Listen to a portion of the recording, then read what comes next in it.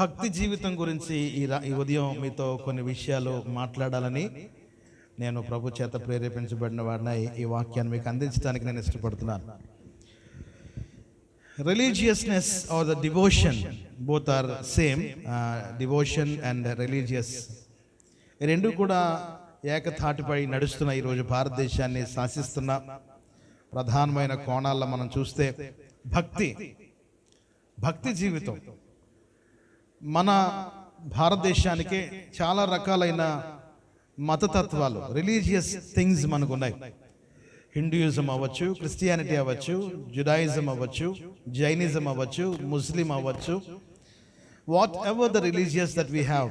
ఈరోజు మన చుట్టూ అనేక మంది సహోదరి సహోదరులు మనం కలుస్తున్నాము, అనేక మందితో మనం పరిచయాలు ఏర్పాటు చేసుకుంటున్నాము. ఎవరి భక్తి సిద్ధాంతం వారిది, ఎవరు మత గ్రంథం వారిది, ఎవరు భక్తి సిద్ధాంతం వారిది, ఎవరి యొక్క భక్తి సిద్ధాంతం ఎలా ఫాలో అయినప్పటికీ వారి యొక్క చివరి గోల్ ఏంటంటే పరలోకం చేరాలని. వారి పరిభాషను బట్టి వారి యొక్క పదాలు మారుతూ ఉంటాయే తప్ప ప్రతి భక్తి జీవితానికి కూడా మన మార్గం ఏంటంటే పరలోకం వెళ్ళాలన్నదే మన యొక్క ఆఖరి కోరిక. ఈరోజు నా వాక్య భాగం ఏంటంటే యాకోబు గ్రంథంలో ఒక అద్భుతమైన విషయాలు భక్తుడైన యాకోబు మన కొరకు రాస్తూ ఉంటాడు. మొదటి అధ్యాయము 26-27 వచనాలను ఈరోజు వాక్య భాగంగా మనం జ్ఞాపకం చేసుకుందాం. From the book of James chapter 1 verse 26 and 27 it says. ఎవరన్నా చదువుతారా? చదవండి అమ్మా.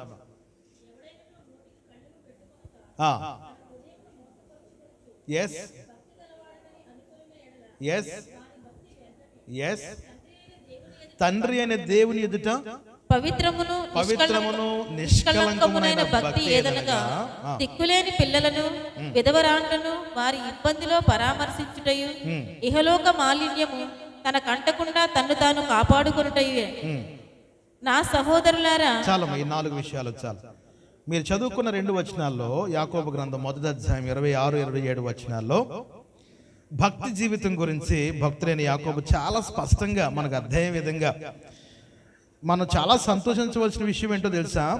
పరిశుద్ధ గ్రంథం మనకు అర్థమయ్యే భాషలో ప్రభు మన కొరకు రాయించాడు. దేవునికి స్తోత్రం కలుగును గాక. చాలా మత గ్రంథాలు వారి భాషలో ఇంకా అలాగే ఉండిపోయాయి, కానీ ప్రపంచంలోకెల్లా ఎక్కువగా తర్జుమా చేయబడిన గ్రంథం ఏదన్నా ఉందంటే అది పరిశుద్ధ గ్రంథమే. అనేక భాషల్లో అనేక మందికి అర్థమయ్యే రీతిలో పరిశుద్ధ గ్రంథాన్ని ప్రభు మన కొరకు రాయించారు.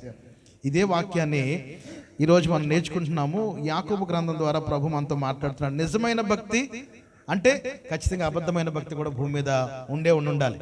కాబట్టి నిజమైన భక్తి అనే అంశాన్ని స్పష్టంగా మనం చదువుకోవడానికి ఇక్కడ రాసి ఉంచారు. చదువుతున్నాను నేను మరలా. ఎవడైనా సరే నోటికి కళ్ళెం పెట్టుకొనక తన హృదయమును మోసపరుచుకొనుచు భక్తి గలవాడనని అనుకుని ఎడల వాని భక్తి వ్యర్థమే. 27 వచనాన్ని ఈరోజు మనం ఉదయం వాక్య భాగంగా జ్ఞాపకం చేసుకుంటే, తండ్రి అయిన దేవుని ఎదుట పవిత్రమును నిష్కలంకమునైన భక్తి ఏంటంటే 2 విషయాలు ఉన్నాయి అక్కడ. దిక్కులేని పిల్లలను విధవరాండ్రను వారి ఇబ్బందులలో పరామర్శించుటయు, రెండోది ఇహలోక మాలిన్యము తనకి అంటకుండా తన్ను తాను కాపాడుకోవడం. 2 విషయాలు ఈరోజు సమయాన్ని బట్టి నేర్చుకుందాం. ప్రభు చిత్తమైతే మరలా ఎప్పుడైనా అవకాశం వస్తే మిగతా 2 విషయాలు మాట్లాడుకోవడానికి ప్రయత్నం చేద్దాం. నిజమైన భక్తి అంటే ఏంటి అసలు? అబద్ధమైన భక్తి కూడా భూమి మీద చలామణి అవుతుంది. ఈరోజు దొంగ నోట్లు మంచి నోట్లు ఎలా అయితే భూమి మీద చలామణి అవుతున్నాయో, భక్తి జీవితంలో కూడా నిజమైన భక్తి అబద్ధమైన భక్తి కూడా ఖచ్చితంగా భూమి మీద ప్రాగుతూనే ఉంది.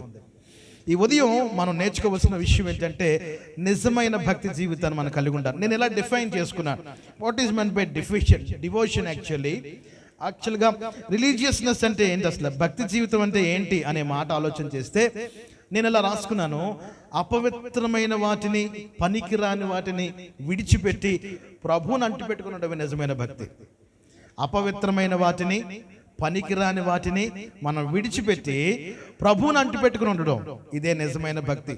ప్రభు మన దగ్గర కోరుకునేది అదే కూడా. ఇంకొక మాట కూడా నేను రాసుకున్నాను ఏంటంటే, godliness can be simply defined as God likeness.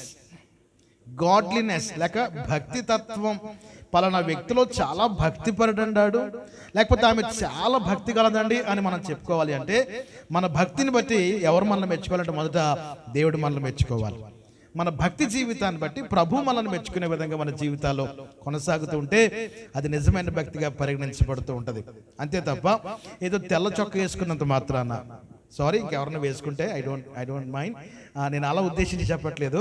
But నేను ఏదో తెల్ల చొక్క వేసుకుని తెల్ల ప్యాంట్ వేసుకుని చెప్పులు లేకుండా తిరిగినంత మాత్రం నేను భక్తిపరుని కాదు. లేకపోతే వారం ఉపవాసం చేసినంత మాత్రం నేను భక్తిపరుని కాదు. లేకపోతే వేలకు వేల రూపాయలు నేను కానుకలు వేసినంత మాత్రాన్ని కూడా నేను భక్తిపరుని కానే కాదు. ఈ ఉదయం ప్రభు మనందరితో స్పష్టంగా మాట్లాడుతున్నాడు. నిజమైన భక్తి అంటే ఏంటంటేనట, విధవరాలను, దిక్కులేని పిల్లలను వారి యొక్క ఇబ్బందులలో మనం పరామర్శించుటయు, అండ్ రెండోది ఇహలోక మాలిన్యము మనకి అంటకుండా చూసుకోవటం. ఇది నిజమైన భక్తి. ప్రభు మహాకృపను బట్టి నేను 13 సంవత్సరాలు సంవత్సరం వరుసగా రాజమండ్రి సెంట్రల్ జైల్లో పరిచయం చేయడానికి ప్రభు నాకు అవకాశం ఇచ్చాడు. దాంట్లో 1200 మంది ఖైదీలు ఉంటారు, 800 మంది ఆడ ఖైదీలు ఉంటారు. ఆల్మోస్ట్ ఆల్ 8 + 12 ఎంతమంది, మొత్తం 2000 మంది ఖైదీలు రాజమండ్రి సెంట్రల్ జైల్లో ఉంటారు. ఎవ్రీ ఇయర్ నేను అలాగా 13 ఇయర్స్ మానకుండా పరిచయం చేయడానికి ప్రభు నాకు అవకాశం ఇచ్చాడు. వాళ్ళు సాక్ష్యాలు చెప్తున్నప్పుడు, వాళ్ళు మాట్లాడుతున్నప్పుడు గుండెలు బద్దలైపోతూ ఉంటాయి. వారు ఏ కారణం చేత కూడా చెరసాలకు వెళ్ళిపోయిన సందర్భాలు కూడా ఉంటాయి. మేము ఏం చేయలేదండి, అనవసరంగా మా మీద నేరం మోపేసి మమ్మల్ని లోపల తోసేసారన్న సందర్భాలు. అలాగే భార్యలు పిల్లలతో చెరసాల్లో ఉండిపోయిన కుటుంబాలు కూడా నేను చూశాను. ఎందుకంటే ఒక సంస్థ ద్వారా నేను ప్రతి సంవత్సరం వెళ్ళి వాళ్ళకి మిషనరీస్ ద్వారా విలువైన కానుకలు ఇవ్వడానికి ప్రభు వాళ్ళకి నేను తర్జుమా చేయడానికి నన్ను వాడుకున్నాడు. కాబట్టి నేను వాళ్ళతో పాటు 13 ఏళ్ళు సెంట్రల్ జైల్లోకి వెళ్ళినప్పుడు చాలా మంది తల్లులు అక్కడే బిడ్డలు కనేసిన సందర్భాలు కూడా నేను చూశాను. పిల్లలు కూడా వాళ్ళతోనే పెరుగుతున్నారు, తల్లులతో కూడా పెరుగుతున్నారు. వాళ్ళు కూడా చాలా దుర్భరమైన జీవితాలు. ఈ ఉదయం ప్రభు మనకి ఎంత కృపనిచ్చాడో జ్ఞాపకం చేసుకోండి. అందాక బ్రదర్ చేస్తున్నప్పుడు అది నేను మనసులో ప్రభుని స్తుతించక మానలేదు. ప్రభు మనకి ఎంత కృపనిచ్చాడో ప్రియ దేవుని బిడ్డలారా. దేవుని ఆరాధించడానికి, ప్రభుని ఎంత స్వాతంత్రంగా కూర్చోవడానికి ప్రభు మనకి చాలా అవకాశం ఇచ్చాడు. నేను ఉదయం కాకినాడలో చిన్న పనుల మీద బయటకు వస్తే ఎంత విపరీతమైన భక్తి పొరలాడుతుందో కాకినాడలో, భయంకరమైన భక్తి. మొన్న ఆనంద భారతిలో పెద్ద యాగం జరిగింది. కాకినాడ పట్టణం చుట్టూ కూడా దురాత్మల సమూహాలు ఏలుబడి చేయడానికి చాలా మంది చాలా విధమైన విగ్రహాల పూజలు చేస్తున్నారు. కానీ ఈ ఉదయం మనం ఎవరిని ఆరాధిస్తున్నామంటే నిజమైన దేవుడిని ఆరాధించడానికి ప్రభు మనకు అవకాశం ఇస్తున్నాడు. ప్రార్థన ఆలకించే దేవుడు మనం ఆరాధించడానికి దేవుడు మనకు కృపనిస్తున్నాడు. అందుకనే నిజమైన భక్తి జీవితాన్ని మనం కలిగి ఉంటున్నామా? నేను దాదాపు 40 సంవత్సరాల నుంచి నా జీవిత యాత్రలో నేను క్రైస్తవుడిగా క్రైస్తవ కుటుంబంలో పుట్టాను. ఇక నాకంటే పెద్దవారు చిన్నవారు కూడా ఉండొచ్చు. మీరు పుట్టినప్పటి నుంచి ఇప్పుడు దాకా మీ భక్తి జీవితంలో ప్రభువే కానీ ప్రశ్నిస్తే, ప్రభువే కానీ మీ భక్తి జీవితానికి కొన్ని మార్కులు కొలమానం చూపిస్తే ఎన్ని మార్క్స్ పడతాయి మనకు? అవుట్ ఆఫ్ 10, 10కి మనకి ఎన్ని మార్కులు పడడానికి మన భక్తి జీవితాన్ని మనం కలిగి జీవిస్తున్నాం ఈ భూమి మీద? కాబట్టి జ్ఞాపకం చేసుకోండి. ఈ 2 విషయాలు మనం ఈరోజు చర్చించి వాక్యాన్ని ముగించడానికి ప్రయత్నం చేద్దాం. ఎస్, అపోస్తలుడైన పౌలు తిమోతికి రాస్తూ మరికొన్ని విషయాలు భక్తి గురించి మాట్లాడుతూ ఏమంటాడంటే, భక్తిలో 2 రకాలైన భక్తుల గురించి పౌలు తిమోతితో మాట్లాడుతూ ఉంటాడు. దాంట్లో ఒకటి అంటాడు, శరీర సంబంధమైన భక్తి ఒకటి ఉందంట, దైవ సంబంధమైన భక్తి ఒకటి ఉంది. తిమోతికి రాసిన మొదటి పత్రిక 4వ అధ్యాయము 8వ వచనాన్ని వాక్యంగా జ్ఞాపకం చేసుకుందాం. శరీర సంబంధమైన సాధకము కొంచెం మట్టుకే ప్రయోజనకరము గాని దైవభక్తి ఇప్పటి జీవమును విషయంలోను రాబోవు జీవం విషయంలోను వాగ్దానముతో కూడినదైనందున అది అన్ని విషయములలో ప్రయోజనకరమవును. ఎన్ని విషయాల్లో? అన్ని విషయములలో. దేవునికి మహిమ కలుగును గాక. హల్లెలూయా. శరీర సంబంధమైన భక్తి, ఇంకోటి ఏముందండి? Yes, exactly. ఒకటి శరీర సంబంధమైంది, రెండోది దైవ సంబంధం. భక్తులు 2 రకాలు ఉన్నాయి, బైబిలే చెప్తుంది మనకి. ఏంటండి తేడా? రెండాట్లకి తేడా ఏంటి? శరీర సంబంధానికి దైవ భక్తికి తేడా ఏంటి? శరీర సంబంధం మీకు అర్థమయ్యేలా మాట్లాడడానికి ఎలా మాట్లాడుకుందాం. శుక్రవారం ఉపవాసం ఎంతమంది ఉంటారు? ఉంటున్న వాళ్ళని చేయత్వం అన్న, కానీ అది శరీర సంబంధానికి సంబంధించింది. మన శరీరాన్ని ఏం చేసుకుంటున్నామంటే మనము నలగొట్టుకుంటున్నాము. ఈ శరీరాన్ని నలగొట్టుకోవడం వల్ల మనం ఎవరి దగ్గరికి చేరడానికి ప్రయత్నం చేస్తామంటే ప్రభు దగ్గర కూర్చోడానికి ప్రయత్నం చేస్తూ ఉంటాం. కొంతమంది 3 రోజులు చేస్తారు, కొంతమంది 40 రోజులు చేస్తారు, మరి కొంతమంది వారి యొక్క సామర్థ్యాన్ని బట్టి వారి శరీరాన్ని నలగొట్టుకుని భక్తి చేస్తూ ఉంటారు. అది కొంతవరకు, ఎంతవరకు ప్రయోజనం? అది కొంతవరకే ప్రయోజనం. కానీ కింద ఒక మాట ఉంది, దైవ సంబంధమైన భక్తి ఈ జీవం మట్టుకే కాదు కానీ రాబోతున్న జీవం విషయంలో, అంటే ప్రభు ఒకవేళ ఇక్కడ మన మరణం అయిపోయిన తర్వాత ప్రభు మనల్ని తీసుకెళ్లి ఆ నిత్య రాజ్యానికి కూడా ఈ దైవ భక్తి చాలా ప్రయోజనకరమై ఉంటుంది. హల్లెలూయా. కాబట్టి శరీరాన్ని నలగొట్టుకోవడం ప్రయోజనకరమే కానీ అంతకంటే ప్రయోజనకరమైనది ఏదన్నా ఉందంటే అది ఆత్మ సంబంధమైన భక్తి కలిగి ఉండడం. ఆత్మ సంబంధమైన భక్తి జీవితాన్ని మనం కలిగి ఉండాలని యాకోబు పత్రిక ద్వారా ప్రభు మనతో మాట్లాడుతున్నాడు. ఈ ఉదయం మనం ఎలాంటి భక్తిని కలిగి ఉన్నాం? 6వ అధ్యాయం 6వ వచనం చదువుతున్నట్లయితే, 1 తిమోతికి రాసిన పత్రికలోనే 6వ అధ్యాయము 6వ వచనం కూడా ఒకసారి చదువుతున్నట్లయితే, సంతుష్టి సహితమైన దైవ భక్తి గొప్ప లాభ సాధకము. సంతుష్టి సహితమైన దైవ భక్తి, ప్రభు మెచ్చుకునే విధంగా, ప్రభుకి ఆకర్షణీయమైన భక్తి జీవితంగా, ప్రభువునే బ్రతిమలాడుకుని ప్రభు ద్వారానే గొప్ప కార్యాలు చేయించుకునే భక్తి జీవితము మనకేం తీసుకొస్తుందంటే లాభాన్ని తీసుకొస్తుంది. చూడండి, భక్తి జీవితంలోనే ఎన్నో మెట్లున్నాయి. 1 శరీర సంబంధమైన భక్తి, 2 దైవ భక్తి, 3 సంతుష్టి సహితమైన దైవ భక్తి. ఇలా బైబిల్లో భక్తి జీవితం గురించి మాట్లాడుకుంటే చాలా విషయాలు ప్రభు మన కొరకు రాయించి ఉంచారు. ఈరోజు మన భక్తి మనల్ని ఎక్కడ తీసుకెళ్లాలంటే మన పరలోక రాజ్యం తీసుకెళ్ళాలి. మన భక్తి ప్రభు మనల్ని మెచ్చుకునే విధంగా చేయాలి తప్ప మనం చేస్తున్న భక్తి ఎవరికి కూడా ప్రయోజనం లేని భక్తిగా మన జీవితాలు ఉండకూడదు. నేర్చుకుందామా? ఇందాక చదువుకుంటున్న విషయాలను బట్టి చూస్తే, ప్రభు ఎదుట నిష్కలంకమును, చదవాలి ఫస్ట్ 26-27లో, తండ్రి అయిన దేవుని ఎదుట 2 విషయాలు. భక్తులు ఎలా ఉండాలి తెలుసా? పవిత్రత ఉండాలి.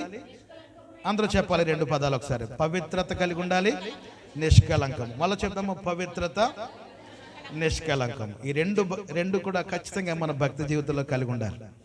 పవిత్రత ఉండాలి, నిష్కలంకంగా ఉండాలి. ఈరోజు ఈ 2 పదాలు మన భక్తిలో లేకపోతే అది మనమే మోసం చేసుకుంటున్నట్టు లెక్క అని బైబిల్ చెప్తుంది. తండ్రి అయిన దేవుని ఎదుట పవిత్రమును నిష్కలంకమైన భక్తి జీవితం లేకపోతే మనం ఎన్ని సంవత్సరం నుంచి ప్రార్థన చేసినా అది మనం మోసం చేసుకుంటున్నట్లే. ఎన్ని సంవత్సరం నుంచి మందిరానికి వస్తున్నట్లయితే మనం అది మోసం చేసుకుంటున్నట్టే లెక్క. కానీ ఉదయం ప్రభు దగ్గర పవిత్రమును నిష్కలంకమైన భక్తి జీవితాన్ని మనం కలిగి ఉండాలి. శరీరంతో చేసే ప్రయోజనమైన భక్తి అంతవరకు ప్రయోజనం కాదు, కానీ దైవ సంబంధమైన భక్తి అది ఈ లోకంలో జీవించినంతసేపు, ఈ లోకంలో మన జీవిత యాత్ర ముగించిన తర్వాత కూడా మన భక్తి మనకి లాభాన్ని తీసుకొస్తుంది. ఇప్పుడు నేర్చుకుందాము, పవిత్రమును నిష్కలంకమునైన భక్తి ఏదనగా 2 విషయాలు. అక్కడ ఏంటంట, విధవరాండ్రను దిక్కులేని పిల్లలను మనము పరామర్శించుటయో, లేక వారి ఇబ్బందులలో మనం వారిని పరామర్శించుటయో. 2వ విషయం ఏంటంటే, ఈ లోకంలో ఇందాక నేను ఒక ప్రేయర్లో ఉన్నప్పుడు ఒక బ్రదర్ ప్రార్థన చేస్తున్నారు, మేము పాపంలోనే బ్రతుకుతున్నాం ప్రభా, పాపంతోనే మేము స్నేహం చేస్తున్నాం ప్రభా, అయినా సరే మా జీవితానికి ఏం అంటుకోకూడదని మనం ప్రార్థన చేసుకోవాలంటే పాపము మన మీద ఏలుబడి చేసుకోకుండా ఉండేలాగా మనం ప్రార్థన చేస్తూ ఉండాలి. నిష్కలంకమైన భక్తి జీవితంలో మొట్టమొదటి విషయాన్ని జ్ఞాపకం చేసుకుందాం, ఈ లోక పాపము మనకి అంటుకోకూడదు. ఈ లోక పాపము మనకి అంటుకోకుండా మన భక్తి జీవితాన్ని మనం కాపాడుకుంటూ ఉండాలి. ఇప్పటికీ ఇంకా ఎవరైనా మంచి రోజులు చూసే వాళ్ళు ఉన్నారంటారా క్రైస్తవుల్లో, సంఘాల్లో? మంగళవారం పెట్టచ్చు అంటారా అండి? గురువారం వెళ్ళొచ్చు అంటారా అండి? నేను అంటాను, గురువారం తినడం మానేయచ్చు కదండి. మరి అలా అయితే మరి మంగళవారం ఎవరి దగ్గరికి వెళ్ళకుండా మానేస్తున్నారు కదా, ఇంట్లో వండడం కూడా మానేయండి. అలాగైతే ఈ సిద్ధాంతాలు ఎవరు పెట్టారో కానీ నల్లపిల్లి ఎదురొస్తే ఎదురవ్వకూడదు, ఆ రోజు ఇంట్లో నుంచి బయటికి వెళ్ళదు, ఇంట్లోనే ఉండిపోతాం. కట్టెలు ఎదురొస్తే అది కూడా ఆగిపోతాం. ఇందాక ఎవడు మా ఇంటికి వచ్చాను, సరిగ్గా చర్చికి బయలుదేరుతున్నాను, నాకేదో పొరపాటున తుమ్ము వచ్చింది. అదేంటండి బాబు తుమ్మారు అన్నాడు అడ వచ్చి, ఎరా బాబు తుమ్మకూడదా, ఇది కూడా ఆపేసుకోవాలా, ఇది కూడా నేను తగ్గించుకోవాలా, ఇది కూడా నేను మానేసుకోవాలా? ప్రభువుకు కావాల్సింది ఇలాంటి సిద్ధాంతాలు కాదు, ప్రభువుకు కావాల్సిన ఇలాంటి పద్ధతులు కాదు. ప్రభు దగ్గర ఎలాంటి భక్తి ఉండాలంట? నిష్కలంకమైన భక్తి. చెప్దాం అందరం కూడా. అంటే ప్రభు అంటాడు, నిష్కలంకం అనే పదానికి పర్యాయ పదాలుగా మనం చూస్తే పరిశుద్ధత అని అర్థం, హోలీనెస్. ప్రభువుకు కావాల్సింది మన భక్తి జీవితంలో పరిశుద్ధత కలిగి జీవించాలి. పరిశుద్ధత లేకపోతే దేవుణ్ణి చూడలేమని బైబిల్ స్పష్టంగా చెప్తుంది. నీవు పాటించే భక్తి జీవితంలో, నేను చేసే భక్తి జీవితంలో పరిశుద్ధత కలిగి ఉండాలి. పరిశుద్ధత అనే దాన్ని ఎలా ఎక్స్ప్లెయిన్ చేయొచ్చు అనే విషయాన్ని మనం ఆలోచన చేస్తే మన శరీర భాగాలను మనం చూద్దాం. కన్ను ప్రతిదాన్ని ఆశిస్తుంది, ప్రతిదీ నాకు కావాలని కోరుకుంటుంది కన్ను. శరీరం సుఖాన్ని కోరుకుంటూ ఉంటది. ఒక గంట, ఒక 2 గంటలు సుఖం సుఖం సుఖం. ఆశించే ప్రతిదాన్ని మనం అనుభవించాలని కోరుకోవడం చాలా పొరపాటు. అందుకనే బైబిల్ స్పష్టంగా 3 విషయాలు చెప్పింది. నేత్రాశ, శరీరాశ, జీవోపడంబాలను మనం ఖచ్చితంగా జయించి తీరాలి. ప్రభు ఎదుట భక్తి అంటే ఏంటంటే ఇహలోక మాలిన్యము మనకి అంటకుండా మనల్ని మనం కాపాడుకోవాలి. తెస్సలోనికీయులకు రాసిన మొదటి పత్రిక 4వ అధ్యాయము 7వ వచనం పౌలు భక్తుడు రాస్తున్నాడు తెస్సలోనిక సంఘానికి రాస్తూ, ప్రభు మనతో మాట్లాడుతున్న విషయం ఏంటంటే అసలు ఇహలోక మాలిన్యం అంటకూడదనే పదానికి మరి యొక్క పర్యాయ పదాలుగా మనం చదువుకుంటున్నట్లయితే, పరిశుద్ధులగుటకే దేవుడు మనల్ని పిలిచాను గాని, దేవునికి స్తోత్రం కలుగును గాక. ప్రభు ఎందుకు పిలిచాడంటే మనల్ని పరిశుద్ధులగుటకే ప్రభు మనల్ని పిలిచాడు. ఫస్ట్ తెస్సలోనియన్స్ మొదటి తెస్సలోనికీయులకు రాసిన పత్రిక 4వ అధ్యాయము 7వ వచనం. పరిశుద్ధులగుటకే ప్రభు మనల్ని పిలిచాను గాని ఎలా పిలవలేదు? అపవిత్రులుగా ఉండడానికి ప్రభు మనల్ని పిలవలేదు. మన భక్తి జీవితంలో ప్రభు మన నుండి ఆశించేది ఏంటంటే పరిశుద్ధతను కోరుకుంటున్నాడు. నిర్గమకాండం మొదలుకొని అనేక గ్రంథాల్లో ప్రభు స్పష్టంగా చెప్తున్నాడు, నేను పరిశుద్ధుడను కనుక మీరును పరిశుద్ధులై ఉండాలి. మనం సోమవారం నుంచి శనివారం వరకు మన ఇష్టానుసారంగా మనం బ్రతికేసి ఆదివారం వచ్చి లబోదిబ్బమని గుండెలు బాదుకుంటూ ప్రార్థన చేస్తే ప్రభు ఆ భక్తిని స్వీకరించడు. ఆ రోజు నువ్వు ఎంత కన్నీరు కాచు, పరుపులు తేలిపోనివ్వగాక ఆ ప్రార్థన ప్రభు ఆలకించడం ఈ 4 గోడల మధ్య తిరుగుతూనే ఉంటుంది. ఈరోజు ప్రభు కోరుకుంటున్న నిజమైన భక్తి ఏంటంటే నా జీవితంలో ఏముండాలని కోరుకుంటున్నాడంటే పరిశుద్ధత ఉండాలని కోరుకుంటున్నాడు. నాలో అపవిత్రత ఉండకూడదని ప్రభు కోరుకుంటున్నాడు.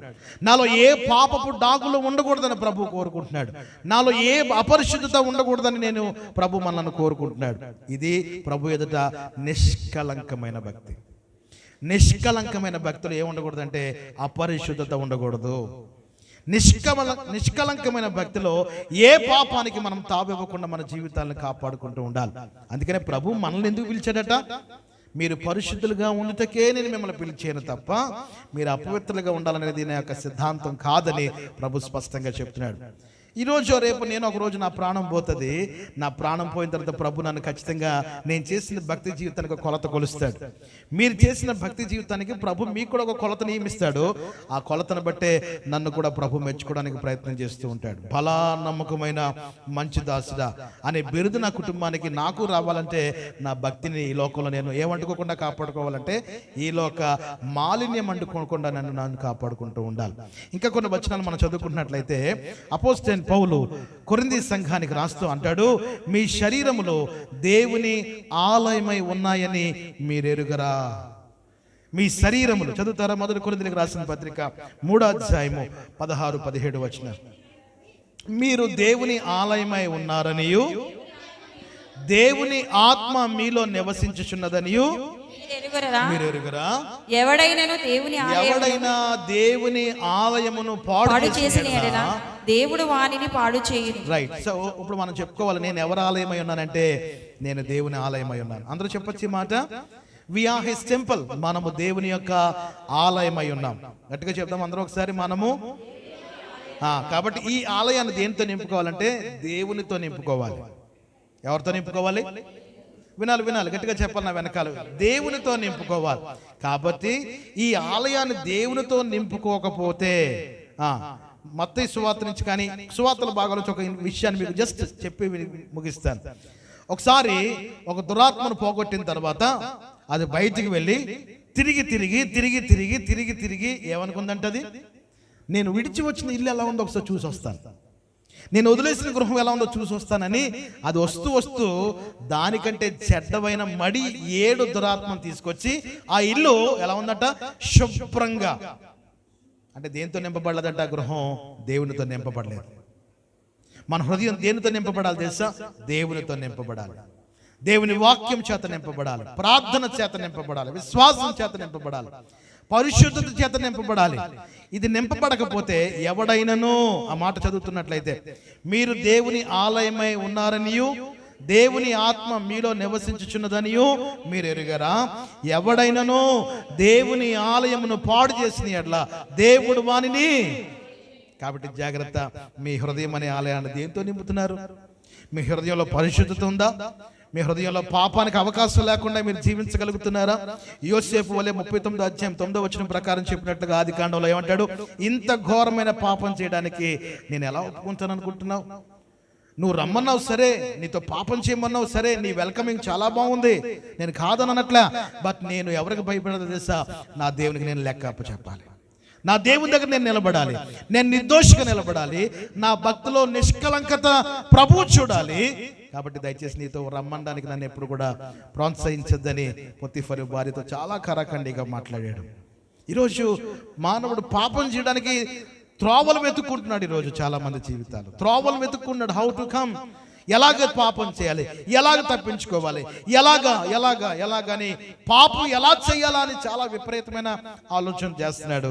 కానీ ఈరోజు మనం ఎతకాల్సింది ఏంటంటే, నేను పరిశుద్ధతను ఎలా కాపాడుకోవాలి, నా పరిశుద్ధమైన జీవితాన్ని నేను ప్రభు దగ్గర ఎలాగ ఆమోదయోగ్యంగా ముద్ర వేయించుకోవాలి, నేను నా భక్తి జీవితం ఇన్ని సంవత్సరాలు ప్రభువుని నమ్ముకున్న తర్వాత నా సాక్ష్యాన్ని నేను కాపాడుకుంటున్నానా లేదా? అందుకనే ప్రభు ఎదుట నిష్కలంకమును పరిశుద్ధమైన భక్తి కలిగి మనం జీవించాలి. ఏ పాపము మనలోనికి చొచ్చనివ్వకుండా, లోపలికి రానివ్వకుండా మన హృదయానికి ప్రతిరోజు వాక్యం అనే తాళపు చెవులతో దాన్ని ముద్రిస్తూ ఉండాలి. ఈ ఉదయం వాక్యం దైవ జనాంగమా, ప్రభు ఎదుట 2 విషయాలు మనం ఖచ్చితంగా మాట్లాడుకోవాలి. నిష్కలంకమైన భక్తి. ఏ భక్తి అది? నేను గ్రామాల వెంట బాగా తిరుగుతూ ఉంటాను, ఎక్కువ నేను గ్రామ పరిచయం చేస్తూ ఉంటాను. కాబట్టి ఆదివారం మహాభక్తిగా ఉంటారు మా చర్చిలో చాలా మంది. సోమవారం నుంచి మళ్ళీ నా పరుగు కలుసుకొని ఉంటారు. సోమవారం దేవుని గాలికి సంబంధం ఉండదు. ఇక శనివారం దాకా ప్రభు వైపు చూడమన్నా చూడరు. ఇక మళ్ళీ ఆదివారం మాత్రం నలగన బట్టలతో మందిరానికి వచ్చి కూర్చుంటాం చాలా మంది. ఇది కాదు ప్రభు కోరుకునేది. మనం ఎలాంటి బట్టలు వేసుకుంటున్నామా కాదు, నాలో ఎంత పరిశుద్ధత ఉంది, నా భక్తిలో నిష్కలంకమైన భక్తి కలిగి నేను జీవిస్తున్నాను లేదా, నాలో ఏ పాపం లేకుండా నేను బ్రతుకుతున్నానా లేదా, నేను ఎవరిని చూసినా, ఒకవేళ నేను ఆడపిల్లని చూసినా లేకపోతే ఏ వస్తువుని చూసినా నా చూపులో పవిత్రత ఉందా లేదా, నేను చేసే పనిలో పవిత్రత ఉందా లేదా, నేను చేసే ప్రతి పనిలో యథార్థత ఉందా లేదా అనేది ప్రభు నన్ను చూస్తూ ఉంటాడు. ఎందుకని బైబిల్ చెప్తుంది ఒక మాట, ప్రభు మెచ్చుకున్నవాడే యోగ్యుడై ఉంటాడు. ఎవరు మెచ్చుకోవాలి చేసా? మనను ప్రభు మెచ్చుకోవాలి.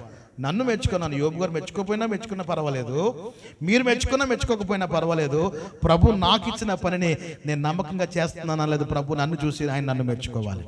హల్లెలూయా. కాబట్టి ఈ భూమి మీద జీవిస్తున్నంతసేపు కూడా ప్రభు నన్ను అప్రిషియేట్ చేయాల్సిన మనుషులు కాదు, ప్రభు నన్ను అప్రిషియేట్ చేయాలి, ప్రభు నన్ను కనపరచాలి.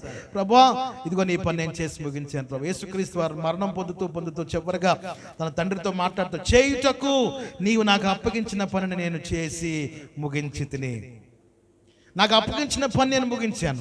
ఇక్కడ ప్రతి ఒక్కరికి ఒక్కొక్క పనిని ప్రభు అప్పగించాడు. బ్రతుకున్నంత వరకు ఆ పనిలో పరిశుద్ధత కలిగి చేయడానికి ప్రయత్నం చేద్దాం. ఫస్ట్ థెస్సలోనియన్స్, మొదటి దశలోనికి రాసిన పత్రిక 4వ అధ్యాయము 4-5 వచనాలను కూడా ఒకసారి చదువుతున్నట్లయితే, మీలో ప్రతివాడును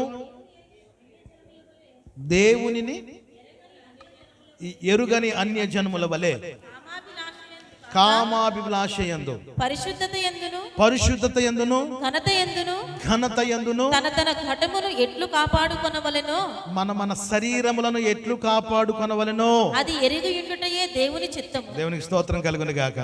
ఈ భూమి మీద బ్రతికినంత సేపునంత కామాభిలాష యందును పరిశుద్ధత యందును ఘనత యందును తమ ఘటములను ఎలా ఘటము శరీరం, ఈ శరీరాన్ని మనం ఏం చేసుకుంటుంటాం తెలుసా? కామాభిలాష యందును పరిశుద్ధత యందును ఘనత యందును మన శరీరాన్ని ప్రతిరోజు కూడా మనము కాపాడుకుంటూ ఉండాలి. ఎక్సర్సైజ్, రోజు జిమ్కి వెళ్ళే వాళ్ళు రోజు ఒళ్ళని విరిచేస్తూ ఉంటారు, వంచేస్తూ ఉంటారు. ఎందుకంటే అది వాళ్ళ మాట వినాలని, శరీరం వాళ్ళ మాట వినాలని. చాలా మంది భక్తులు ఉపవాసం ఉండి వారి శరీరాలను వంచేస్తూ ఉంటారు. పౌలు అంటాడు కదా, నేను మీకు ప్రసంగించిన తర్వాత నేను భ్రష్టుడిని అయిపోతానేమో అని ప్రతిదినము నా శరీరం నేను నలగొట్టుకొనుచున్నాను అని అంటాడు. నలగొట్టుకోవాలి మన శరీరాన్ని ప్రభు కొరకు నలగొట్టుకోవాలి. మన కన్ను పాపం చేస్తున్నట్లయితే పాపాన్ని బట్టి మన కన్నులను ప్రభు దగ్గర నలగొట్టుకోవాలి. మన ఘటములను ప్రతిరోజు మనం ఏం చేసుకుంటూ ఉండాలంటే కాపాడుకుంటూ ఉండాలి. ఈ శరీరమును కాపాడుకోగలిగితేనే ప్రభు దగ్గర మన నిష్కలంకమైన భక్తి జీవితాన్ని జీవిస్తున్నట్లు లెక్క. లేదా ఈ శరీరానికి మనం బానిసలం అయిపోయామా? ఈ శరీరానికి ఏం చెప్తే అది మనం చేసుకుంటూ వెళ్ళిపోతున్నామా? అయితే మనం ఇంకా భక్తి జీవితంలో నిష్కలంకతను మనం కాపాడుకోవట్లేదు. నిజమైన భక్తి ఏదంటే ఏంటంట? ఒకటోది నిష్కలంకమైనది. మన భక్తి జీవితంలో ఏముండగా ఉండాలంటే పవిత్రమును నిష్కలంకమునై ఉండాలి. ఈ లోకంలో అంతా పాపమే పాపమే పాపమే, అంతా ప్రతిదానికి దాని డూప్లికేట్ ఉంది. ప్రతిదానికి కూడా దానికి డూప్లికేట్. బియ్యం దగ్గర నుంచి మొదలు మనం ఖర్చు పెడుతున్న రూపాయి వరకు కూడా అన్ని డూప్లికేటే, అన్ని డూప్లికేటే, అన్ని డూప్లికేటే. ఈరోజు భక్తి జీవితంలో కూడా అలాంటి డూప్లికేసీ ఉండకూడదు. భక్తి జీవితంలో ఇలాంటి డూప్లికేట్నెస్ ప్రభు దగ్గర పనిచేయదు. ప్రభు దగ్గర పవిత్రమును నిష్కలంకమైన భక్తి జీవితాన్ని మనం జీవించడానికి ప్రయత్నం చేయాలి. అపోస్టైన్ పౌలు రోమా సంఘానికి రాస్తూ 8వ అధ్యాయం 13వ వచనం ఈ విధంగా రాస్తాడు. From the book of Romans chapter 8 verse 13. 8వ అధ్యాయం 13వ వచనం ఏ విధంగా రాయబడింది? శరీరానుసారంగా ప్రవర్తించిన ఎడల మీరు మీ శరీరానుసారంగా ప్రవర్తించిన ఎడల చావవలసిన వారే ఎందురు కానీ. ఆ మాట ఆగాలి ఒకసారి, అందరూ చెప్పచ్చు ఈ మాట. ఒకవేళ ఆలోచన చేద్దాం. ఈరోజు నేను చర్చికి వెళ్లకుండా టీవీలో మంచి ప్రోగ్రామ్ వస్తుందని చెప్పి నా శరీరం నాతో చెప్పి ఇక్కడే ఉండు, పర్లేదు, ఈరోజు ఈ ప్రోగ్రామ్ మిస్ అయిపోతావు, నువ్వు చూస్తే బాగుంటుంది. లేకపోతే క్రికెట్ మ్యాచే ఉంది అనుకుందాం, ఇండియా ఆడుతుంది. క్రికెట్ అంటే చాలా మందికి ఇష్టం లేని వాళ్ళు ఎవరు లేరు అనుకుంటారు నాకు తెలిసి. ఈ క్రికెట్ మ్యాచ్ వల్ల చాలా మంది జీవితాలు, కుటుంబాలు కూడా పాడైపోతున్నాయి. బెట్టింగ్లకి వెళ్ళి కుటుంబాలను నాశనం చేసుకుంటున్న వాళ్ళు చాలా మంది ఉన్నారు. ఈ ఉదయం విచారకరమైన సంగతి. ఆ మాట మళ్ళీ చదవండి తల్లి, ఏమంటాడు అక్కడ? మీరు శరీరానుసారముగా ప్రవర్తించిన ఒకవేళ నా శరీరం నాతో చెప్పినట్లుగా నేను ప్రవర్తించినట్లయితే చావవలసిన వారే ఎందురు కానీ. నేనేమైపోతానంటే దేవుని దృష్టిలో చచ్చిపోవాల్సి వస్తుంది. నా శరీరం చెప్పినట్లుగా నేను బ్రతికితే, నా శరీరం తిను తాగు సుఖించు ఇష్టం వచ్చినట్టు బ్రతుకు, ఎలా బ్రతికిన నేను ఎవడు అడిగేవాడు లేడు అని నా శరీరం నాతో చెప్పింది అనుకోండి, ఆ శరీరాన్ని బట్టి నేను కూడా ప్రవర్తించినట్లయితే నేను దేవుని దృష్టిలో చచ్చిన వాడితో సమానం. నెక్స్ట్ ఉంటుంది ఇంకో మాట, కానీ ఆత్మచేత శరీర కార్యములను నేను చంపిన ఎడల జీవించదను. ఏమవుతాను నేను? జీవించదరు. గట్టిగా చెప్పాలి మాట. నాలో ఉన్న ఆత్మచేత నా శరీర కార్యాలను నేను చంపుకోగలిగితే దేవుని దృష్టిలో బ్రతికిన వాడిని అవుతాను నేను. దేవునికి స్తోత్రం కలుగును గాక. హల్లెలూయా. ఇదండి ప్రభు కోరుకునే భక్తి. ఆత్మచేత శరీర కార్యాలను చంపుకోవాలి. అందరూ చెప్తాం మీ మాట ఒకసారి. ఆత్మచేత శరీర కార్యాలను చంపుకోవాలి. ఆత్మచేత శరీర కార్యాలను చంపుకోవాలి తప్ప శరీరము చేత మన జీవితాన్ని నాశనాన్ని కొని తెచ్చుకోకూడదు. ఈ ఉదయం ప్రభు ఎదుట పవిత్రమును నిష్కలంకమైన భక్తి జీవితాన్ని మనం కలిగి ఉండాలి. రెండవ మాటలో నేను మిమ్మల్ని తీసుకుని వెళ్తాను. రెండవ మాట ఏమంటాడు అక్కడ? అనాథ పిల్లలను, విధవరాండ్లను వారి కష్టంలో పరామర్శించి వారికి మన సహాయ సహకారాలు అందించాల్సిందే. బైబిల్ మొదటి నుంచి కూడా మోషే రాసిన 5 కాండాలలో కూడా ప్రధానమైన మాట విధవరాల పక్షంగానే ప్రభు ఎక్కువ వ్యాజ్యమాడిన సందర్భాలు మనం చదువుతూ ఉంటాం.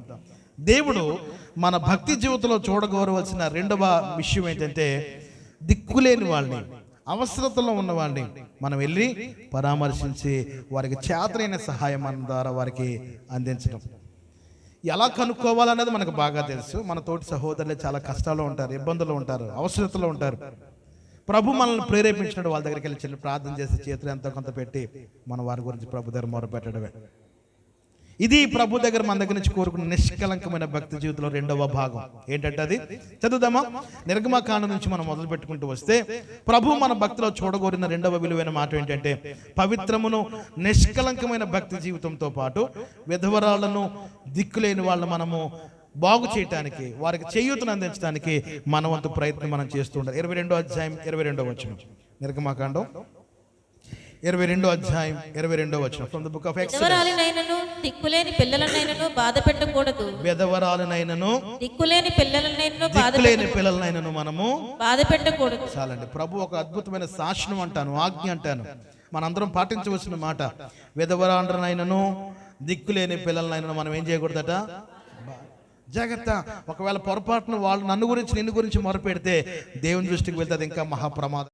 అందుకని దైవ భక్తిలో ఉండవలసిన రెండవ లక్షణం ఏంటంటే అవసరతలో ఉన్న వాళ్ళకి సహాయం చేయవలసిన అవశ్యం ప్రభు మనకి ఇచ్చినప్పుడు, నేను 100 రూపాయలు సహాయం చేయగలిగిన స్థాయి ప్రభు నాకు ఇచ్చినప్పుడు నేను ఏం చేయకూడదట, వెనుతీయకుండా ఖచ్చితంగా వాళ్ళకి నేను నా సహాయం నేను చేయాలి. వెనుతీయకుండా నా సహాయం నేను వారికి అందిస్తూ ఉండాలి. ఇది ప్రభు ఎదుట నిజమైన భక్తి. నిజమైన భక్తి. ద్వితీయోపదేశకాండం 10వ అధ్యాయం 8వ వచనం కూడా చదువుతున్నట్లయితే, from the book of Deuteronomy chapter 10 verse 18, 10వ అధ్యాయం 18వ వచనం. ఆయన తల్లిదండ్రులు లేని వారికి, అదిగోండి ఏం చేస్తాడంటే, ఆయన తల్లిదండ్రులు లేని వారికి విధవరాండ్రకును ఆయన ఖచ్చితంగా ఏం చేస్తాడు తెలుసా, న్యాయం తీర్చే దేవుడు. అందుకనే ప్రభు మనల్ని ఏం చేయమన్నాడంటే, దిక్కులేని వాళ్ళను, అనాథులను, వారి యొక్క కష్టాలలో మనం ఏం చేయాలి తెలుసా, వాళ్ళను ఆదరించాలి. అంతే తప్ప యాకోబు గ్రంథం మీరు చదువుతున్నట్లయితే 2వ అధ్యాయంలో అనుకుంటే ఒక మాట, చలి కాచుకో, దుప్పటి కప్పుకో, జాగ్రత్తగా ఉండు అని చెప్పేసి రావడం కాదు. ఇది కాదు నిజమైన భక్తి. అంతే, ఇది కాదు మన భక్తి. మనం చేయాల్సింది ఏంటంటే, ఆ చలి కాచుకోవడానికి కావాల్సిన దుప్పటి మనం ఇవ్వగలుగుతున్నామా? వాళ్ళ కష్టంలో ఉన్నప్పుడు ఒక 10 రూపాయలు వాడికి సహాయం చేయగలుగుతున్నామా? వాళ్ళు అనారోగ్యంలో ఉన్న వాళ్ళ కోసం కనీసం 100 రూపాయలు ఫలాలు తెచ్చి వాళ్ళ చేతిలో పెట్టగలుగుతున్నామా? ఇది ప్రభు కోరుకునే నిజమైన భక్తి. ఇది ప్రభుకు కావాల్సిన నిజమైన ప్రార్థనా జీవితం, భక్తి జీవితం. అంతే తప్ప జాగ్రత్తగా ఉండే నీకోసం ప్రార్థన చేస్తున్నానే, ఇది కాదు మనం పాటించాల్సింది. వీలైతే వెళ్ళి పలకరించండి, వీలైతే సహాయం చేయండి, వీలైతే వాళ్ళకి ఎంతో కొంత చేయూతను అందించండి. ఇది ప్రభు ఎదుట నిజమైన భక్తి. నిజమైన భక్తి. 2 విషయాలు మనం మాట్లాడుకుంటున్నాం ఈరోజు. పవిత్రమును నిష్కళంకమైన భక్తి, రెండవది విధవరాలను, దిక్కులేని పిల్లలు మనం ఏం చేస్తూ ఉండాలంటే, వారు తమ బాధల్లో మనం వాళ్ళకి చేయూతను అందించాలి. యాకోబు గ్రంథం 2వ అధ్యాయం 13వ వచనాన్ని కూడా చదువుతున్నట్లయితే, కనికరము చూపనివాడు కనికరము లేని తీర్పు పొందును. చూసారు ఎంత భయంకరంగా ఉందో మాట. ఎవరి మీదన్నా మనం కనికరం చూపకపోతే, ఈరోజు మనకు తెలియట్లేదు ఎవరి మీద కనికరం చూపించాలో, ఎవరి మీద చూపించకూడదు. 3 లేట్ల జంక్షన్లో కరెక్ట్గా కారు బండి ఆపేమా, పిల్లని ఎత్తుకుని వచ్చేస్తుంది ఒక తల్లి. ఎక్కడి నుంచి ఎత్తు వచ్చిందో తెలియట్లేదు. ఆవిడకి ఇవ్వాలో తెలియదు, ఇవ్వకూడదో తెలియదు. మన కాకినాడ పట్టణాన్ని మనం చూస్తున్నట్లయితే చైల్డ్ ట్రాఫికింగ్ చాలా ఎక్కువైపోయింది. పిల్లలకు ఉదయాన్నే 6 గంటలకు మత్తు పట్టించేస్తారు. పిల్లల్ని అద్దెకి తెచ్చుకుంటారు. ఎవరో తల్లి గంటది, ఆ తల్లి దగ్గర నుంచి పిల్లలు అద్దెకి తెచ్చుకుంటారు. రోజుకి 200 రూపాయలు పిల్లకి, తీసుకొచ్చిన బిడ్డకి. పొద్దుటే పాలతో మత్తు మందు కలిపేస్తారు. మళ్ళీ మధ్యాహ్నం 2-3 దాకా బిడ్డ లేవదిక. అక్కడ లేచింది అంటే ఆ మత్తు దిగిపోయినట్లు లెక్క అన్నమాట. అలాంటి బిడ్డల్ని తల్లులు ఎత్తుకుని వీధి తిరుగుతూ అడుక్కుంటున్నారు. ఎవరిని నమ్మాలి ఈరోజు? నా వైఫ్ చైల్డ్ ట్రాఫిక్ మీద తన ఒక ప్రాజెక్ట్ మేనేజర్గా ఉంది కాబట్టి నేను ఆ విషయాలు తెలుసుకోగలిగాను. చాలా మంది ఈరోజు చైల్డ్ ట్రాఫికింగ్, పిల్లల్ని ఎత్తుకుపోవడం, వాళ్ళు ఇలాగ మందులు ఇచ్చేసి ఎత్తుకుంటూ తిప్పడం, వాళ్ళ మీద అడుక్కోవడం, వాళ్ళ పేరు చెప్పి డబ్బులు తెచ్చుకుని మోసం చేయడం. ఎవరిని నమ్మాలి ఈరోజు? ఎవరి జీవితాన్ని మనం నమ్మాల్సి వస్తుందో తెలియట్లేదు. ఈరోజు అంతా మోసమే. నేను మళ్ళీ చెప్తున్నాను, డూప్లికేసీ ఎక్కువైపోయింది ఈరోజు. ఎవరిని నమ్మాలో తెలియట్లేదు, ఎవరికి జాలి చూపించాలో తెలియని దినాల్లో మనం బ్రతుకుతున్నాం. ప్రభు రాకడ రానయ్యుంది దైవ జనాంగమా. శ్రమలు ఎక్కువ అవుతున్నాయి, కష్టాలు ఎక్కువ అవుతున్నాయి. నిన్న తిరుపతిలో ఒక చర్చిలో మరలో ఒక పాస్టర్ గారిని వారి యొక్క వెహికల్ని చెతకొట్టి పాడేశారు. మొన్న ఆదిలాబాద్ జిల్లాలో ఒక పాస్టర్ని, సంఘాన్ని చెతకొట్టి పాడేశారు. పరిస్థితులు తారుమారైపోతున్నాయి. మన భక్తి జీవితాలు మనం కాపాడుకుంటూ ఉండాలి. నిజమైన భక్తి జీవితం కలిగిన వారిని ప్రభు తనతో పాటు వెంట పెట్టుకుని తీసుకుని వెళ్తాడు. ఈరోజు తూతు మంత్రంగా చేసే భక్తులు, పనవగొట్టడానికి చేసే ప్రార్థనలో, పిల్లలు పరీక్షలు పాస్ అయ్యేదాకా, పిల్లలు పెళ్ళి అయ్యేదాకా, ఇల్లు కట్టుకునేదాకా ఈ భక్తి ప్రభు దగ్గర పనిచేయదు. ప్రభు దగ్గర కావాల్సింది నిష్కలంకమును పరిశుద్ధమైన భక్తి జీవితము. రెండోది విధవరాలను, దిక్కులేని వాళ్ళను, మనవంతు సహకారం. అందుకనే కదా మనం హాస్పిటల్స్కి వెళ్ళి ఎందుకు ప్రార్థన చేస్తామంటే ప్రభు మనకు ఆజ్ఞాపించాడు కాబట్టి. జైళ్లకు వెళ్ళి ఎందుకు పరిచయం చేస్తామంటే ప్రభు మనకు ఆజ్ఞాపించాడు కాబట్టి. దిక్కులేని పిల్లలకు ఆర్ఫన్ హోమ్స్ని ఎందుకు మనం కట్టామంటే ప్రభు మనకు ఆజ్ఞాపించాడు కాబట్టి. ఇది ప్రభు మన దగ్గర నుంచి కోరుకుంటున్న నిజమైన భక్తి జీవితం. అందుకనే కనికరము చూపకపోతేనట మనమేమవుతామట, ప్రభు కనికరాన్ని మనం కూడా పొందుకోలేము. అందుకనే ఖచ్చితంగా కనికరాన్ని చూపించే వారిగా మన జీవితాలు కలిగి ఉండాలి. ద్వితీయోపదేశకాండం 15వ అధ్యాయం 7వ వచనం నుండి చదువుకుందాం. నీ దేవుడైన యెహోవా అమ్మా నీకిచ్చుచున్న దేశమందు ఉమ్. పురములలో ఎక్కడైనను నీ సహోదరులలో ఒక పేదవాడు ఉండిన ఎడల ఎస్ పేదవాడైన నీ సహోదరుని కరుణింపకుండా నీ హృదయమును కఠినపరుచుకొనకూడదు. ఎస్ నీ చెయ్యి ముడుచుకొనక Yes. వాని కొరకు అవశ్యముగా చెయ్యి చాచి వాని అక్కర చొప్పున ఆ ఎక్కరను చాలినంత అవశ్యముగా వానికి అప్పియవలెను. చూసుకోండి, అవశ్యంగా వాళ్ళకి అప్పు ఇవ్వాలి. తర్వాత ఆ అప్పు మీద 10 రూపాయలు వడ్డీ వేయాలనుందా? లేదు కదా. ఏముందమ్మా నెక్స్ట్ ఏముంది? విడుదల సంవత్సరమైన ఏడవ విడుదల సంవత్సరం అంటే 7వ సంవత్సరమున సమీపమైనదని చెడ్డ తలంపు నీ మనస్సులో పుట్టక ఉండినట్లు జాగ్రత్త పడు. ఎస్ పేదవాడైన నీ సహోదరుని ఎడల కటాక్షము చూపక నీవు వానికేమయో ఇయ్యకపోయిన ఎడల Yes. వాడు ఒకవేళ నిన్ను కూర్చి యెహోవాకు మొర్రపెట్టును, అది నీకు పాపమగును. చూసుకోండి, ఎవరైనా ఒక పేదవాడు, ఈ భాష మనకు కొంచెం తెలుగులో మాట్లాడుకుంటే అర్థమయ్యేలేక, అవసరతలో ఉన్న వాడి దగ్గరికి వెళ్ళి ఓ 10,000 రూపాయలు అప్పు కావాలని అడిగాడు అని అనుకుందాం. మనం ఇచ్చే స్థాయిలో ఉన్నాం, దేవునికి స్తోత్రం. 10,000 రూపాయలు ఇచ్చిన తర్వాత ఎప్పుడు దాకా ఆగచ్చట? పాత్రభద్ర కాలం ప్రకారం 7 సంవత్సరాల దాకా మనం ఆగచ్చు. మనం 1వ తారీఖు 5వ తారీఖు నుంచే మొదలెడతాం. బాబు 10,000కి వడ్డీ అయిపోయింది, వడ్డీ ఎప్పుడు వేస్తావు నాయన? ఇది ఈ రోజుల్లో ఈ లోకం యొక్క తీరు. పాత నిబంధన కాలంలో ప్రభు ఇచ్చిన ఆజ్ఞ చూడండి, ఒక వ్యక్తికి మనం ఏదైనా అప్పిస్తే 7 సంవత్సరాల వరకు అతను ముఖం చూడవలసిన అవసరం లేదు. ఒకవేళ 7 ఏళ్ళ తర్వాత కూడా అతను చెల్లించకపోయినా సరే అతను బట్టి మనం ఎక్కువ ఇబ్బంది పెట్టకూడదు, అతను నలగొట్టేయకూడదు. ఎందుకంటే అతడు ఒకవేళ అప్పిచ్చిన వ్యక్తిని నా గురించి మొర్ర పెడితే అది మహాపాపమై కూర్చుంటుంది నా మీద. కాబట్టి ప్రభు ఎన్ని కండిషన్స్ ఇచ్చాడు భక్తి జీవితానికి. భక్తి జీవితానికి ఎన్ని గొప్ప స్తంభాలు ప్రభు మనకు ఏర్పాటు చేశాడో జ్ఞాపకం చేసుకుందాం. ఈరోజు 2 విషయాలు నేను మీతో మాట్లాడి ముగించడానికి ప్రయత్నం చేస్తున్నాను.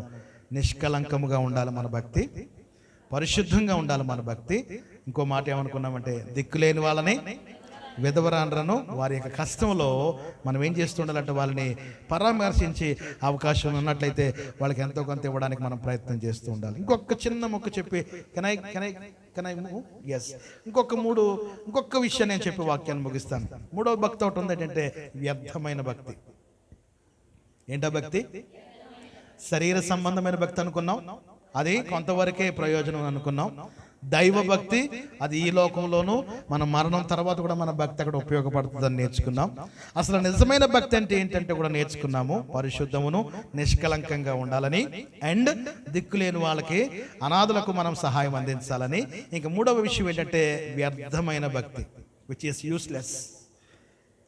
యూస్లెస్. ఈరోజు లోకం పాటించే ఇదే భక్తి, యూస్లెస్, అనవసరమైన వ్యర్థమైన భక్తిని ఈరోజు చాలా మంది పాటిస్తున్నారు. 1వ అధ్యాయం 26వ వచనం యాకోబు గ్రంథం చూస్తున్నట్లయితే 1వ అధ్యాయం 26వ వచనం ఏమో అమ్మా, అదిగోండి. ఎస్, రైట్, చాలండి. ఏమేమి ఉన్నాయి అక్కడ? 2 విషయాలు ఉన్నాయి. నోటికి, ఇంకోటి హృదయాన్ని. ఇదేనండి చాలా అద్భుతమైన విషయాలు మానవ జీవితానికి. నోటికి కళ్ళెం పెట్టుకోవాలి. నాలుక నరం లేదంటాం కదా మనం. ఇష్టం వచ్చినట్టు మాట్లాడతాం, ఇష్టం వచ్చిన పాటలు పాడుతూ ఉంటాం, ఇష్టం వచ్చిన అబద్ధాలు ఆడుతూ ఉంటాం, ఇష్టం వచ్చినవి. కానీ బైబిల్ స్పష్టంగా చెప్తుంది, వ్యర్థమైన భక్తికి 2 ఉన్న మాటలు. నోటికి ఏం పెట్టుకోవాలి? కళ్ళెం పెట్టుకోవాలి. రెండోది మన హృదయాన్ని మనము మోసం చేసుకో. బాబా నేను చాలా ప్రార్థనా పరుడండి, నేను పాట పాడితేనండి అస్సలు, నేను వాక్యం చెప్తేనండి నో. ప్రభు చేయాలి ఈ పనులన్నీ, ప్రభువుకు మహిమ రావాలి మన పనుల ద్వారా. అందుకని ఈ 2 విషయాలు ప్రభు చేత మరలా మాట్లాడుకుందాం. ఒకటి, నోటిని అదుపులో పెట్టుకోవాలి.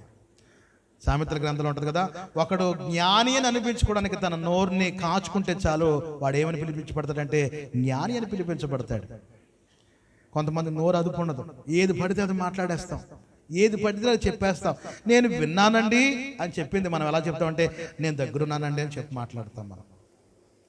మనం చూడకపోయినా సరే నేనేనండి దగ్గరుండి. ఎన్ని అబద్ధాలు మాట్లాడతాం. లేవీకాండలో ఒక మాట ఉంటుంది, లేని వార్తను పుట్టించకూడదు. ఏం చేయకూడదు? మనము లేని వార్తను పుట్టించకూడదు. ఒక చిన్న మాట, ఆయనకి జ్వరం అంటండి అని అన్నాం అనుకోండి, సాయంత్రంకి వెళ్ళాడు చచ్చిపోతాడు మాటల్లో, బాగానే ఉంటాడు పాప ఇంట్లో. ఏంటి మన మాటలు ఏమవుతుందంటే పాపం జ్వరం వచ్చిందంటండి, రెండో మాట ఏమవుతుందంటే కరోనా వచ్చిందంటండి, మూడో మాట ఏమవుతుందంటే పాపం చెయ్యకాలు పడిపోయిందంటండి, ఇక నాలుగో మాట ఏమవుతుందంటే చచ్చిపోయిందంటండి పాపం సాయంత్రం. ఇది మన మాటలు మారిపోతూ ఉంటాయి. కానీ ఆయన చాలా శుభ్రంగానే ఉంటాడు, ఆరోగ్యంగానే ఉంటాడు. మన మాటలే కంపు కొడుతూ ఉంటాయి బయట. అందుకని మన నోటికి మనం ఏం పెట్టుకోవాలంటే కళ్ళెం పెట్టుకోవాలి. మన నోటికి కళ్ళెం పెట్టుకోవాలి. రెండవది, మన హృదయాన్ని మనం ఏం చేసుకోకూడదు అంటే మోసం చేసుకోవద్దు, మోసం చేసుకోవద్దు. అపవాది కూడా ఆదాము హవ్వలు చేసిన మొట్టమొదటి పని ఇది నిజమా అనే దాంతో మన జీవితాన్ని నాశనం చేసి పడేసింది. ఈరోజు మనం మోసం చేసుకోకుండా నిజమైన భక్తి జీవితాన్ని కలిగి ఉన్నట్లయితే ఈ భూమి మీద రాబోతున్న ప్రభు మనకిచ్చే గొప్ప జీవితానికి పునాదైన పరమకణానికి తీసుకువెళ్ళే ఆ భూమి మీద కూడా ప్రభు ఈ భక్తి జీవితానికి తగిన మెప్పు, తగిన ఘనత ప్రభు మనకి ఇచ్చినట్లుగా అలాంటి అద్భుతమైన భక్తి జీవితాన్ని మనం కలిగి ఉండడానికి ప్రయత్నం చేద్దాం. దేవుడు ఈ మాటలను మన వినికిడిలో ఆశీర్వదించి దీవించి నడిపించునుగాక.